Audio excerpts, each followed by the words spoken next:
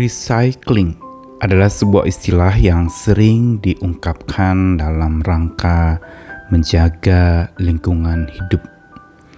Recycling adalah sebuah proses di mana sebuah barang yang tidak berguna, yang sudah jadi sampah, usang, dan siap dibuang, lalu diolah kembali menjadi sebuah barang baru yang bisa dipakai, yang berguna kembali. Hanya untuk proses recycling atau daur ulang yang dilakukan, ada yang harus dihancurkan habis-habisan lalu dibentuk lagi menjadi yang baru sama sekali, atau ada yang tidak sampai hancur habis-habisan namun memang perlu diproses untuk supaya dia menjadi baru dan berguna kembali. Dan istilah recycling ini atau daur ulang adalah sesuatu yang juga patut kita pikirkan berkaitan dengan jiwa manusia. Jiwa manusia perlu didaur ulang. Kenapa? Karena setiap jiwa manusia pernah mengalami yang namanya kehancuran. Hanya seringkali puing-puing kehancuran itu dibiarkan saja, tidak ditata lagi, tidak dibaharui lagi, dan dianggap hancur ya sudah hancur, tidak dapat lagi untuk diperbaiki. Siapa yang bisa mendaur ulang jiwa manusia yang sudah rusak, yang sudah usang, terbuang, terhilang dan tidak berguna? Satu-satunya tentu Dia yang menciptakan jiwa manusia, yaitu siapa lagi kalau bukan Tuhan sendiri. Karenanya hari ini saya Nikolas Kurniawan kembali menyapa kita di dalam Sabda Tuhan yang menyapa kita hari ini dengan satu tema yang akan kita renungkan bersama, Recycled by God, didaur ulang oleh Tuhan. Ayat yang akan kita renungkan bersama adalah pertama-tama dari Mazmur pasal yang ke-138 ayat yang ketiga. Pada hari aku berseru, engkau pun menjawab aku, engkau menambahkan kekuatan di dalam jiwaku. Lalu dalam Efesus pasal 4 ayat 21-24, sebuah kutipan dari tajuk manusia baru di dalam Efesus pasal 4 itu, yang mau mengingatkan tentang bagaimana prinsip dasar dari seseorang itu mengalami pendaur ulangan oleh Tuhan, yaitu kelahiran kembali. Karena kamu telah mendengar tentang Dia dan menerima pengajaran di dalam Dia, menurut kebenaran yang nyata dalam Yesus, yaitu bahwa kamu berhubung dengan kehidupan kamu yang dahulu harus menanggalkan manusia lama yang menemui kebinasaannya oleh nafsunya yang menyesatkan, supaya kamu dibaharui di dalam roh dan pikiranmu, dan mengenakan manusia baru yang telah diciptakan menurut kehendak Allah dalam kebenaran dan kekudusan yang sesungguhnya. Dua bacaan kita menggarisbawahi tentang bagaimana jiwa seseorang yang lemah, yang hancur, yang porak-poranda, tidak berdaya, yang merasa tidak berguna kembali, itu dipulihkan oleh Tuhan. Di dalam Mazmur 138, pemazmur berseru kepada Tuhan, dan Tuhan menambahkan kekuatan di dalam jiwanya. Berseru kepada Tuhan inilah syarat untuk recycling atau proses daur ulang yang Tuhan kerjakan dalam hidup kita. Ada seruan kepada Tuhan, dan ada jawaban dari Tuhan, ada dialog, ada hubungan interaktif yang terjadi antara kita dengan Tuhan. Dan inilah yang saya suka sebutkan bahwa interaksi yang terbangun antara kita dengan Tuhan adalah seperti kita pulang ke hati Tuhan. Ada sebuah percakapan dari hati ke hati kita dengan Tuhan. Kita berseru dari hati kita dan Tuhan menjawab kita.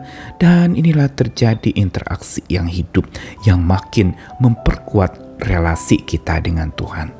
Dan itulah sumber atau daya kekuatan yang Tuhan berikan, Tuhan alirkan lewat persekutuan yang karib antara kita dengan Tuhan. Dan tentu saja yang membuat kita juga untuk bisa berinteraksi, bersekutu, dan berseru kepada Tuhan, itu juga adalah karena kekuatan Tuhan sendiri. Karena sebagaimana barang daur ulang, sesuatu yang sudah rusak, tidak berdaya, bahkan sudah tidak berfungsi kembali, itu diubahkan oleh tangan yang tepat. Kalau barang bekas, barang usang, barang yang sudah tidak terpakai, yang bahkan sudah tampaknya tidak berguna, di tangan yang tepat dia akan menjadi sesuatu yang indah dan baru kembali. Dibarui dengan bentukan yang baru, dan yang menjadi aktor utama dalam pembaruan atau pendaur ulangan dari barang-barang bekas itu adalah tangan sang maestro, tangan sang seniman, tangan yang mengerjakannya. Itulah tangan yang tepat, Tuhan sendiri, yang di tangannya kita yang jiwanya merasa usang, saya sudah tidak berguna, saya ini sudah orang kuno, saya ini orang lama, saya ini sudah lanjut usia, saya ini sudah tidak berdaya, saya ini sudah gagal total, saya ini sudah hancur-hancuran. Ungkapan-ungkapan dari mulut yang jiwanya merasa usang, terbuang, terhilang, dan tak berguna, biasanya muncul kata-kata demikian. Kata-kata penyesalan, kata-kata yang lirih, penuh dengan rintih dan hati yang perih, karena merasa sudah tidak sanggup lagi menjalani kehidupan. Dan pada saat itulah sebenarnya seseorang harusnya dia pulang ke hati Tuhan. Berarti apa pulang ke hati Tuhan? Berseru kepada Tuhan. Dan disitulah karya tangan Tuhan yang membarui. Tangan Tuhan yang tepat itulah yang akhirnya membuat kita bisa berhubung dengan kehidupan yang lama, menanggalkan manusia lama yang menemui kebinasaannya dalam nafsu yang menyesatkan. Lalu dikatakan apa tadi di dalam Efesus pasal 4? Supaya kamu dibaharui dalam roh dan pikiran. Inilah cara Tuhan mendaur ulang jiwa kita, yaitu di dalam roh dan pikiran. Tuhan tahu cara bekerja yang paling jitu untuk seseorang mengalami perubahan, dibuat indah, dijadikan berfungsi kembali. Itu diawali dalam roh dan pikiran. Disinilah sebenarnya sebagaimana Roma 12 juga mengatakan bahwa berubahlah oleh pembaruan budimu. Berarti Tuhan bekerja dari dalam. Dia memasukkan akan kuasanya, dia memasukkan cara kerja tangannya kepada manusia, sehingga akhirnya manusia bisa diperbaharui, didaur ulang, jadi manusia baru yang diciptakan menurut kehendak Tuhan dalam kebenaran dan kekudusan.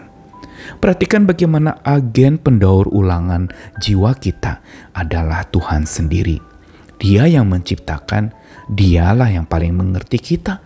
Sehingga perubahan itu dia kerjakan karena dia sudah tahu seluk-beluk. Soalnya dia yang buat kita, bukan?